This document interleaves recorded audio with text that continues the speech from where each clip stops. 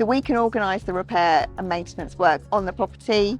We've got a book of trusted contractors who we can use, been working with for a long time. We know that they give good value. For small jobs, we would instruct who we think is most appropriate. For a larger job, we could get 2 or 3 quotes to make sure that we're getting the best price for the work.